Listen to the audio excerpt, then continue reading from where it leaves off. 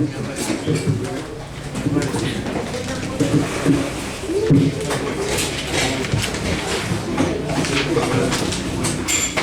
días, hermanos, sean bienvenidos. Vamos a orar, por favor, antes de comenzar. Gracias, Padre, te damos en esta hermosa mañana, bendito Dios, por cada palabra que tú tienes para nosotros, Señor, por cada enseñanza que tú estás dando a cada uno de tus hijos, bendito Padre. En este tiempo, Señor, disponemos nuestro corazón a ti, que seas tú hablando, amado Espíritu Santo de Dios. Háblanos, ministranos, guíanos a toda verdad, aún en esas cosas profundas que nuestro Padre tiene y que muchas veces no las hemos comprendido. Acláranos en este tiempo, háblanos, siembra en nosotros esa semilla que crezca, Señor. Te lo pedimos con humildad, con reverencia, en el nombre poderoso y santo de tu Hijo Jesús. Amén. ¿Cómo están todos? ¿Bien? Bien, gracias a Dios estamos aquí, ¿verdad? Un tiempo más. Y vamos con nuestra enseñanza, que es, ¿quién es este? Marcos 6, vamos a ver Marcos 6, del 7 al 52, vamos a estar viendo esta enseñanza. Y nuestra introducción dice, nuestro manual dice, el siervo que gobierna y el gobernante que sirve. El tema de esta última sección de la primera división nos ha sido ofrecida según las palabras de los discípulos. Cuando Jesús acalló la tempestad en el mar de Galilea, al despertarse del sueño y mandar al viento que enmudeciese y a las olas que se calmasen y a la tormenta que cesase, se hizo una gran calma y los discípulos se dijeron entre sí muy asombrados, ¿quién es este? Poco después, cuando Jesús fue a Nazaret, su pueblo natal, y estuvo entre las gentes con las que le habían criado y a las que había servido como carpintero hasta los 30 años, dijeron algo parecido cuando oyeron sus palabras. ¿De dónde viene este? ¿De dónde vienen a estas cosas? Resulta verdaderamente sorprendente que los ciudadanos incrédulos de Nazaret y estos discípulos que creían y habían acompañado a Jesús durante casi un año de su ministerio hiciesen la misma pregunta acerca de quién es este. Y Marcos nos lo remarca esto a partir de este punto, porque anteriormente ya vimos cómo es que los discípulos caminaban con Jesús, estaban aprendiendo y habían mirado las maravillas que Jesús había hecho, las sanidades que había hecho. Pero aún y con todo eso, cuando vino la tempestad, cuando vino la circunstancia fuerte, se preguntaron, ¿quién es este? ¿Y cómo es que hace esto? Y que realmente no era nada más el calmar la tempestad, decirle al mar, párate, ¿no? Detente, sino al que estaba manifestándose a través del mar. Yo puedo imaginarme cómo estaban las olas del mar en esa agresión, ¿no? Cuando está fuerte la tormenta, y decirle al mar enmudece, no, cálmate, y a la tormenta que cesase. Dice que hacía un gran viento. Entonces, en ese momento los discípulos vieron a prueba sus vidas, a pesar de que ya habían vivido muchas circunstancias, y así es en nuestra vida real, en nosotros. Hemos experimentado muchas circunstancias en nuestro caminar con nuestro Señor, pero ¿cómo es? Que cada tiempo tenemos una prueba diferente. Les había dicho la semana pasada, sobre la semana te van a venir tus pruebas de lo que acabas de ver. Y hay quienes sí lo percibimos, hay quienes no lo percibimos, esa prueba que nos vino, porque el Espíritu nos dice, ¿te acuerdas? O nos da, ¿no? Nos lleva a ese pasaje. Entonces, ¿cómo es que van a venir con el tiempo las pruebas? Vamos a Marcos 6:1, dice, salió Jesús de allí y vino a su tierra y le seguían sus discípulos, Y llegando el día de reposo comenzó a enseñar en la sinagoga. Y muchos oyéndole se admiraban y decían: ¿de dónde tiene estas cosas? ¿Y qué sabiduría es esta que le es dada? Y estos milagros, porque por sus manos son hechos. ¿No es este el carpintero, hijo de María, hermano de Jacobo, de José y de Judas y de Simón? ¿No está también aquí con nosotros sus hermanas? Y se escandalizaban de él. Mas Jesús les decía: no hay profeta sino honra, sino en su propia tierra, y entre sus parientes, y en esa casa. Y no pudo hacer allí ningún milagro, salvo que sanó a unos pocos enfermos, poniéndole sobre ellos las manos. A mí me llamaba mucho la atención aquí cuando dice: no pudo hacer allí ningún milagro, salvo que sanó. Sobre ellos puso sus manos, sanó, pero jamás habla de que salvó. No hubo salvación, hubo sanidad. Dice: y estaba asombrado de la incredulidad de ellos. Y con eso muchas veces nosotros nos enfrentamos también con la incredulidad, porque estamos viendo las manifestaciones de Dios sobre nuestras vidas, estamos recibiendo enseñanzas y pensamos: no pasa nada, ¿no? Y en la semana viene una vida normal como si nada pasase. Eso es incredulidad, porque seguimos actuando como si nada pasara. No hay un cambio en nuestras vidas, y lo primero que la palabra produce en nosotros es un cambio. Es un cambio. Y recordemos que Dios no solamente quiere sanarnos, Él quiere salvarnos.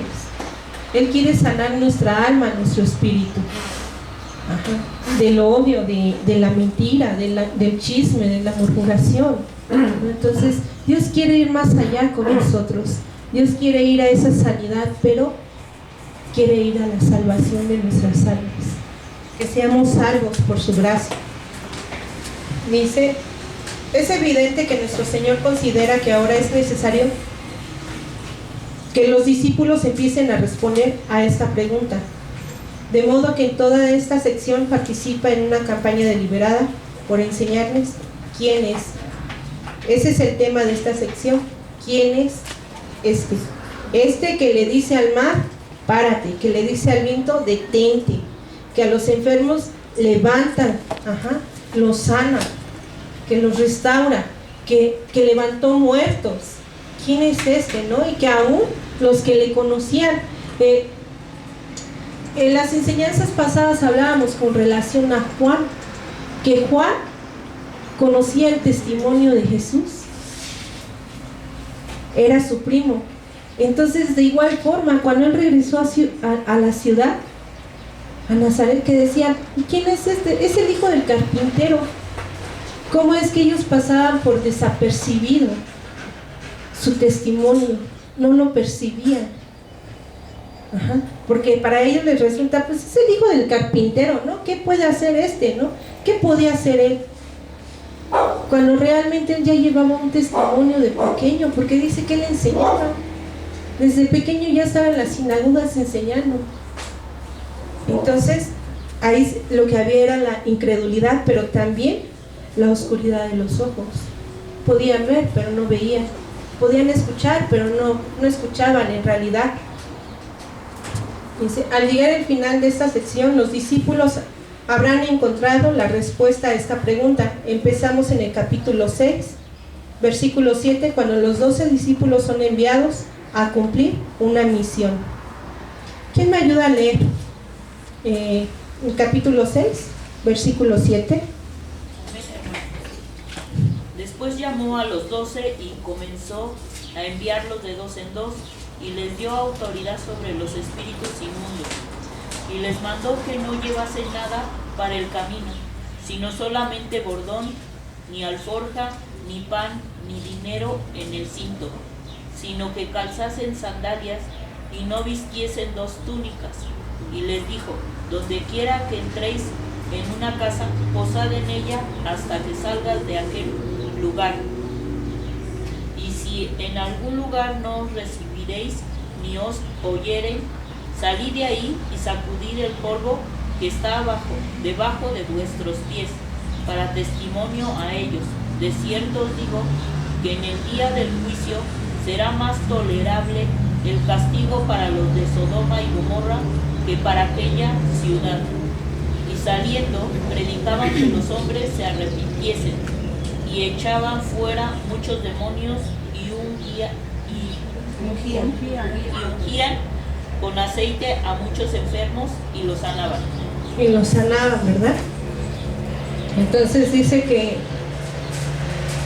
de cierto os digo que en el día del juicio será más tolerable el castigo para los de Sodoma y Gomorra que para aquella ciudad. Entonces podemos ver qué tan fuerte va a ser eso que viene para aquellos que no creyeron. Ese es el propósito por el cual Dios nos manda a predicar las buenas nuevas de salvación. Porque si podemos ver, hemos visto documentales de Sodoma y Gomorra, que de hecho no están seguros si fue en un lugar o en otro, pero podemos ver las evidencias de que todo fue destruido, que son puras cenizas las que hay, fragmentos de ceniza. Entonces, si para ellos fue malo, ahora lo que viene es peor, ¿sí? Para el cuerpo físicamente, pues al polvo regresa, ¿no? Pero el alma, entonces dice, ese ministerio de los 12 discípulos nos suministra una serie de principios sobre el ministerio cristiano. Ciertos aspectos de su ministerio estaban gobernados y controlados por la situación local, como veremos. Si desea usted un relato más detallado, lea el Evangelio de Mateo. Pero en este breve estudio, Marcos reúne 3 hechos muy importantes que deseaba destacar para nosotros. Marcos remarca el poder que ejercitaban estos discípulos. Jesús los envió dándoles autoridad sobre todos los espíritus inmundos. Dice que les dio autoridad, ¿para qué? Para echarlos fuera, ¿verdad? Con un propósito que era para sanar. Entonces, no toda. ¿Cómo es que dentro de ello sí habían espíritus inmundos en las personas? Y sabemos que lo hay, pero muchas veces no se nota. Entonces, ¿cómo es que Dios les dio hasta ese discernimiento? Porque después de escuchar la predicación, después de escuchar la palabra de Dios, había una manifestación en las personas. Nos ha hecho la remarcación en algunos pasajes, cómo es que se manifestaban los demonios en las personas, y cómo es que hasta los demonios hablaban, ¿no? Entonces, ¿cómo es que Dios dio esa autoridad?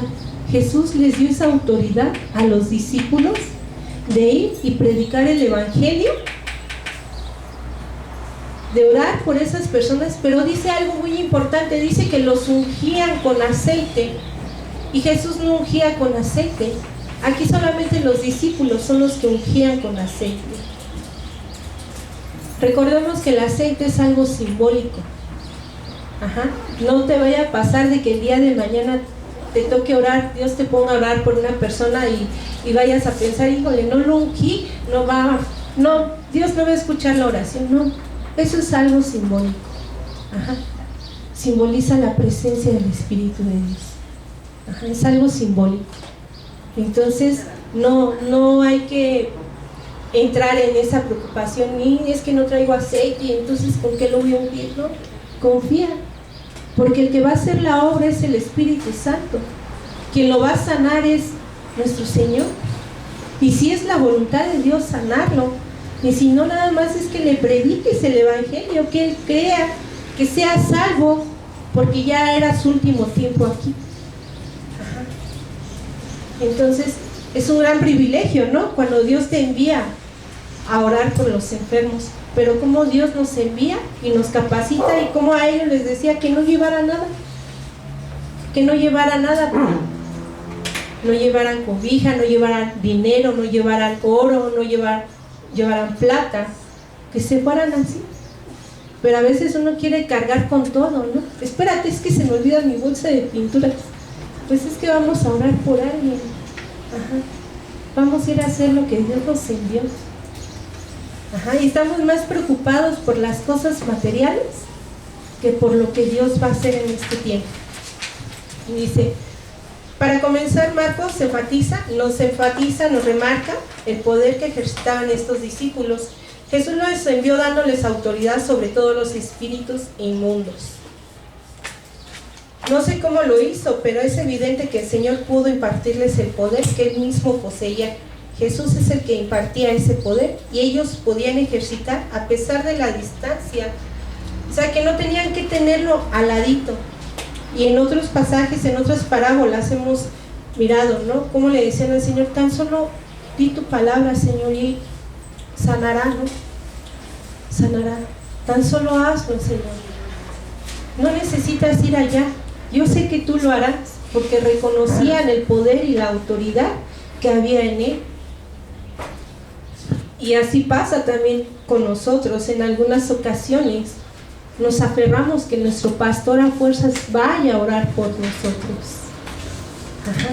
Y si no va, nos molestamos y ya no queremos ver, ¿no? Porque es malo, porque es mala persona, porque si fuera pastor estaría aquí. Pero entonces, ¿en quién está nuestra confianza? Si estamos siendo capacitados, si estamos siendo enseñados desde que venimos al camino de nuestro Señor. Dice que Dios hace nuevas todas las cosas, somos nuevos, estamos aprendiendo. Y dentro de eso Dios nos va capacitando, pero la ignorancia, la falta de conocimiento es la que nos lleva a estar atenidos, a estar esperando que venga el pastor, cuando Dios nos da autoridad. Pero aquí habla alguien que le dio esa autoridad y se la dio a los discípulos. Y un discípulo es aquel que está dispuesto a aprender, que está dispuesto a ser enseñado, que dispone su corazón. Porque si no, toda la gente que lo miró y que lo visitó y que podrían haberlo hecho, pero sin embargo ellos necesitaban que ellos fueran sanados por Él. Ellos esperaban la sanidad de parte de Él. ¿Y cómo es que Jesús no les dijo en ese momento, a ver, ponte la mano y ora por ti? No, sino que solamente capacitó a sus discípulos. Entonces tenemos que tener esa comunión con Dios, tenemos que adentrarnos en esa enseñanza que Él tiene cada día para nosotros y ser instruidos para vivir como hijos de Dios, para que se lleve a cabo la voluntad de Dios a través de nuestras vidas. Ser enseñados, ser instruidos. Yo te pregunto, ¿cuántas veces has orado por una persona? No por tu familia, por otra persona. Ajá. Que le digas, vamos a orar en este momento. Vamos a orar en este momento por esta enfermedad y que sea Dios. Entonces, todo tiene un propósito, dice...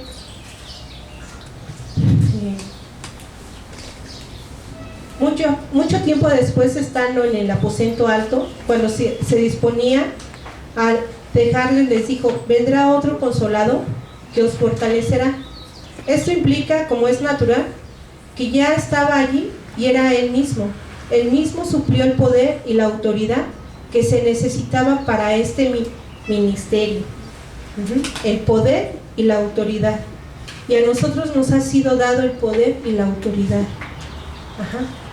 El Espíritu Santo es el que lleva a cabo la obra en nosotros, a través de nosotros. Es el poder del Espíritu Santo el que realiza la obra.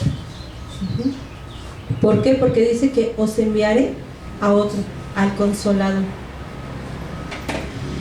Dice, podemos pensar un momento en el que cada uno de ellos se tendría que enfrentar con una persona endemoniada, en que se sintiesen asustados e inseguros que lo intentaron mandando al demonio que se fuese en el nombre de Jesús. Dice que, ¿con qué se enfrentaban? Con personas endemoniadas, y que quizás algunos tuvieron temor. Algunos, porque cuando las personas se manifiestan, presentan una fuerza bien fuerte, bien sorprendente. Te gritan, es difícil que los controles, es algo, ¿no? Pero aquí solamente, si eres hijo de Dios y estás consciente de que no eres tú y que Dios es el que está delante de ti, el temor se va a ir. ¿Por qué? Porque la fe echa fuera el temor. Pero también recordemos que el temor echa fuera la fe. Entonces no podemos vivir en temor. Dios nos ha dado poder, autoridad y dominio propio.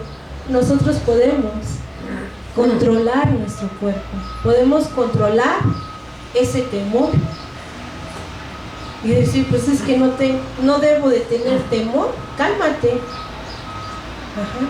Entonces, ¿por qué? Porque es más grande el que está conmigo que el que está enfrente de mí ahí gritando, ¿no? Y pataleando. Lo siento, porque qué triste, ¿no? Qué triste, yo lo he mirado, porque cuando hay una manifestación la persona se lastima su cuerpo. Y eso es lo que hace Satanás, eso es lo que hacen los demonios, lastimarte. Pero porque hay una manifestación física de algo espiritual. Porque algo en tu alma no está bien, en tu corazón no está bien. Por eso es que hay una manifestación. Y todavía en ese momento de salir, ¿cómo es? Que el demonio exhibe a la persona, la zarandea. Entonces, nunca debemos de tener temor ante esas circunstancias. Nuestra confianza está en aquel que levantó a los muertos y que nos ha enviado, que nos escogió para una labor especial, que nos puso hasta sobre ellos, ¿no? Dice, eso era algo que hacían en el nombre de Jesús, y eso no lo vamos a hacer nosotros solamente que en el nombre de Jesús. Por mis fuerzas, no. Hay veces que hasta los demonios te dicen, ¿y tú quién eres? Si ni te conozco, ¿no? O sea, ¿tú quién eres? Te exhiben. Por eso es necesario que nunca nos vanagloriemos.